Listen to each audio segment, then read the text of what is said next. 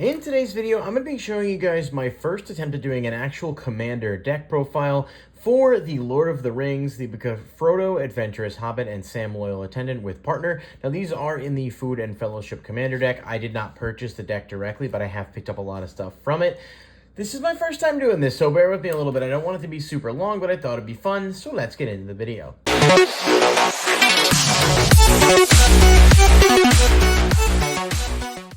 Alright, thank you guys so much for checking it out. If you do enjoy, please hit the like button and subscribe. Let me know in the comments down below what you want to see from, future videos and such.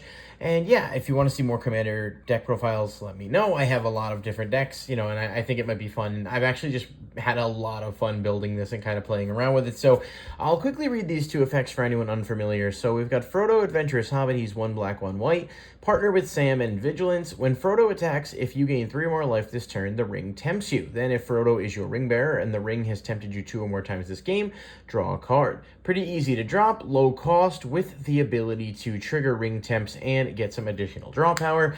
And then of course Sam is 1, a green and a white. It has at the beginning of combat on your turn, create a food token. Activated abilities of foods you control cost 1 less to activate. This essentially makes all of your foods only cost 1, which is really useful, especially because it can save you later in game if you've amassed a bunch. Now, these are the commanders, meaning we have access to green, black, and white, which will be important as I go through the deck. I should note that this is a relatively early on version of this. It is budget-ish. I want to make more upgrades and definitely have ideas for cards I want to add over time, but right now it is not what I would call, like, quote-unquote maximum power. It's just meant to be fun. So the ring mechanic, of course, is here for anyone who's unfamiliar, and it's definitely something I try to utilize with this deck whenever I can. And then, of course, we've got some tokens, thematically speaking, that we go into. By the way, just a sick food token. So we'll go through the deck here. I'm going to try not to take... I don't want the video to be super long. Obviously, it's a big deck and a large profile, but I'm going to try to go through it as best I can and just kind of talk about some of the cards and kind of the logic and rationale behind them. So, all right, so I've got one of a Meriadoc Brandybuck. This just says whenever one or more halflings you control attack a player, create a food token. Pretty good, low cost. It can trigger itself as well as other things, and you can stack up food tokens, which you'll be able to utilize for various things. So that's pretty good. I've got 1 copy of Frodo, Sauron's Bane. This is the really cool art from the bundle version. Basically can turn itself into a, stronger version, and then it can also turn itself into a game winner. Its secondary effect is really, really cute. It doesn't come up a lot, but it's kind of funny and niche, and I will resolve it at some point to win a game. So, I'm hoping I can figure out a way to make that work. We've got Peregrine Took, which is just if 1 or more tokens to be created under your control, create those plus an additional food token so you can stack tokens faster. Sacrifice 3 foods, draw a card. We'll take whatever draw power we can get here. We've got the new Frodo. This is just 1 green, 1 white. It basically just triggers ring tempting, and it has to be blocked. So you can stack this up as your ring bearer and, force the opponent to have to sack stuff later on. We've got Voracious Fellbeast. Just says flying when it ETBs, each opponent sacks a creature, and then you get food tokens. A little high on the cost, but I think it's okay. It might be one that I cut in the future. Mirkwood Bats, first of all, just an amazing art. I just adore this card so much. I think it's really, really cool with the amount of treasure running around, but create or sack a token, each opponent loses 1 life. Basically means for each food you make, you're dealing 2 damage to each opponent in the long run. You can see how that would be very easily stackable. Just with something like Peregrine, you're doing 6 damage if you're playing in a pod with 3 people. Mushroom Watchdog, sack a food, put a +1/+1 counter on it. It gains Vigilance until end of turn. You can do that a lot. You can stack this guy up to be pretty big, and obviously with our food token spam, that's not super hard to do. Now, Scurry Oak, this is from Modern Horizons. Whenever 1 or more +1/+ encounters are put on it, you can create a 1/1 green squirrel creature token. And this is basically an infinite combo with Rosie Cotton of South Lane.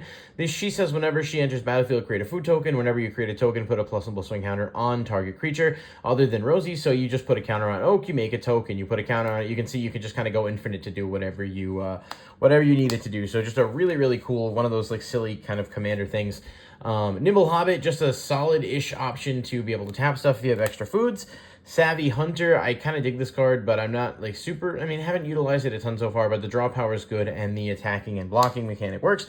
Findorn Elves for ramp, I probably would play a lot of War Elves too. I don't know, I haven't really figured out exactly how I want the ramp elements to look, so It's kind of early on. East Farthing Farmer. This one just creates a food token and then gives another creature +1/+1 for each food you control. So you can stack something up pretty good with this. Merrily Rider, sack of food. Target creature blocks this turn if able. Just, again, really easy to use later in the game. Academy Manufacturers, absolutely insane. You make a food and then you get a clue and a treasure. It's just absolutely bonkers what this card can do, especially in Commander. This is a must-play for any token spam deck. Skullport Merchant just creates a treasure token, sack a creature or treasure to draw. Again, probably an option to cut for better stuff in time. Lotho Corrupt Sheriff is 1 white, 1 black, and whenever a player casts their second spell each turn, you lose 1 life and create a treasure token. Not bad, not quite as good as, say, like Smothering Tithe, but it's definitely a good option and it's low cost. Feasting Troll King is just cool. Vigilance Trample, you create 3 food tokens when you bring him into play, and you can sack 3 foods to bring him from the grave to the battlefield during your turn. So he's big, he's strong, he can do a lot. I like him a lot. Naughty Ears Nightblade. Whenever a token you control leaves battlefield, your opponent loses 1 life and you gain 1 life. So you sack a food, you gain 3 life, and then you ping your opponent and you heal. Just a really good card in general. Shire Sheriff. This one says sack a token, exile. It's basically an O-ring for a low cost. Just nice to have access to, and thematically kind of fits the deck. This Samwise is absolutely nuts. Whenever a non-token creature ETBs under your control, create a food token, sacrifice 3 foods, return target historic card from your graveyard to your hand. So that's legendary creature, artifact, or I don't remember what the third part is. It might be enchantment. I don't remember the third part, and this card doesn't provide it. But either way, you can definitely get back a lot of good stuff with it. Dockside Chef, just sack an artifact or creature, draw a card. If you start to spam food tokens, this can be decent, and it's a 1/2, so opening it up in a pot isn't bad. Gilded Goose, one of the best food-related cards in general. We love to turn that into extra mana. Dina Soul Steeper, again, you gain life, your opponents lose life, so you can use this with your food tokens to just ping for extra damage, and it's nice to have extra good direction. Samwise with Flash, when you ETBs, you can choose a permanent that was put there that turn, return it to hand, and then have the ring tempt you. Actually pretty cool if you're like sacking other creatures off, just being able to flash this in and get some resource recovery back while tempting. Prize Pig, this is actually from the Commander deck. This is an extremely good card. Whenever you gain life, put that many ribbon counters on it. If it has 3 or more ribbon counters on it, then remove those and untap it. So it's a mana dork, but it's also very easy to utilize multiple times in a turn, which is super cool.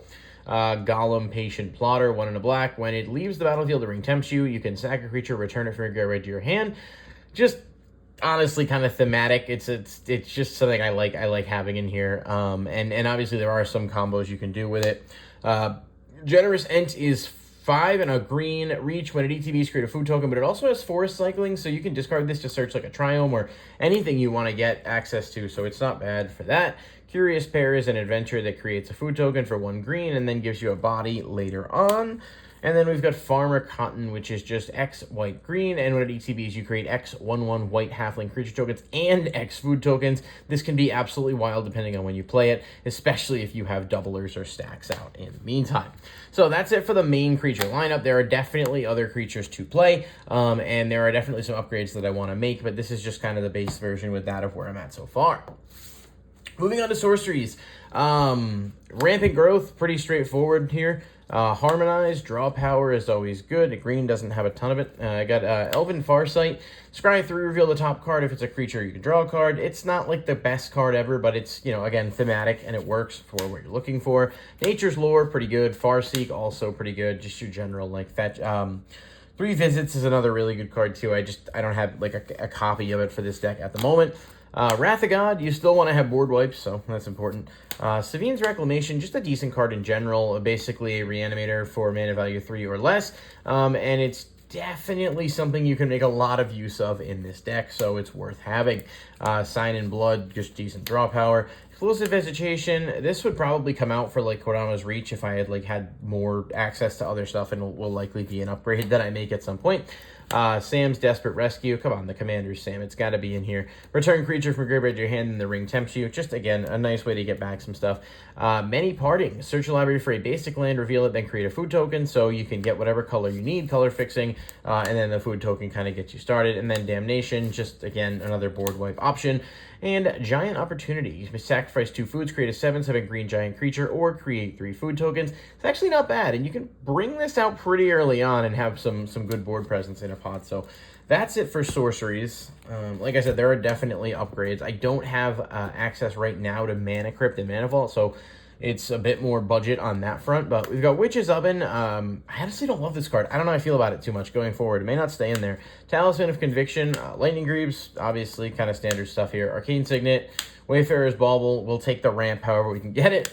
Orzhov's Signet, and Soul Ring kind of goes without saying. That's it for my artifact lineup right now. I would obviously want to put in Mana Crypt and Mana Vault at some point. Although in fairness, I mean, Mana Crypt is definitely a kind of an auto-include if you have it. I don't know how I feel about Vault, though. A Vault may not be an auto-include in here because you do have a lot of cards that like are very color-reliant. So, I don't know. We'd have to see.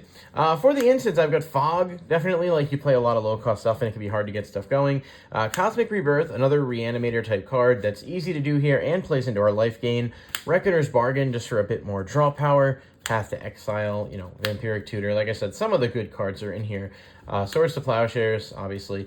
Bake into a Pie, destroy target creature, create a food token. We love that, and it's just kind of funny from a theme standpoint. Nasty End, sack a creature, draw 2. If it's legendary, draw 3 instead. Pretty easy with your creatures that turn themselves into, like, you know, the Ring Bearer, but also, like, sacking Golems to get the ring to tempt you and get extra draws is pretty good. Enlightened Tutor, again, another really good card here. And then Hobbit Sting deals X damage to target creature where X is the number of creatures you control plus the number of foods you control. It's cute, and it just kind of works within the context of the deck, so I like it for what it is. I was trying to stay as true to the Lord of the Rings thing as I could without, you know, sacrificing quality.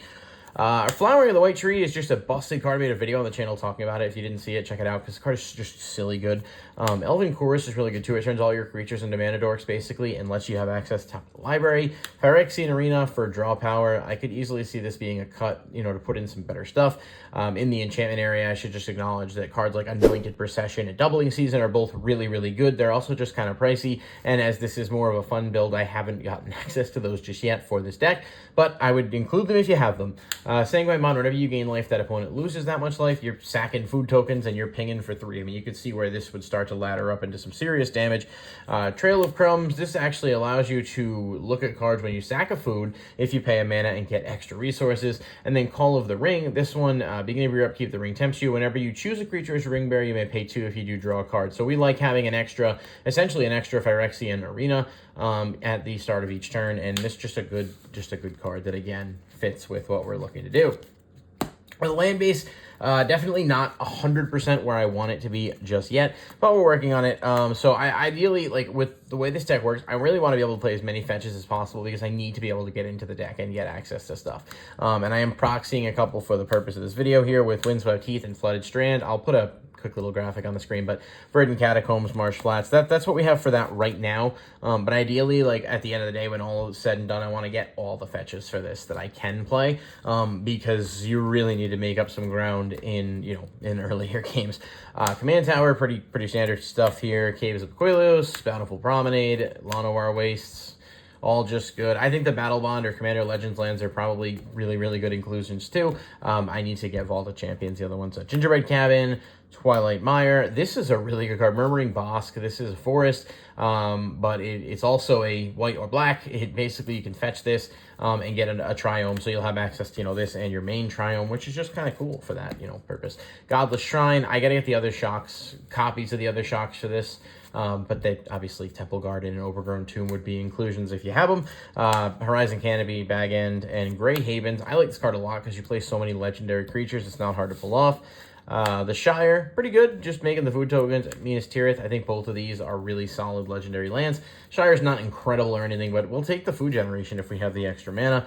And then it's essentially just, right now, we're just playing basics. So 5 Swamp, 5 forests here, which again, I wanted to use the Lord of the Rings forests for that. And then we've got 5 plains, which brings us to a total of 99. So it's meant to be fun. It was meant to be sort of, you know, definitely some upgrades on the Food and Fellowship deck, but also taking it in a slightly different direction. I think it's a really cool deck, and I'd love to know what you guys think from, like, your builds, what you found to work, what you found differently. And I'll do an upgrade on this once I actually have a chance to get some more of the cards I want to include. But that's going to do it for today's video. Thank you guys so much for checking it out, and I'll catch you in the next one. Peace.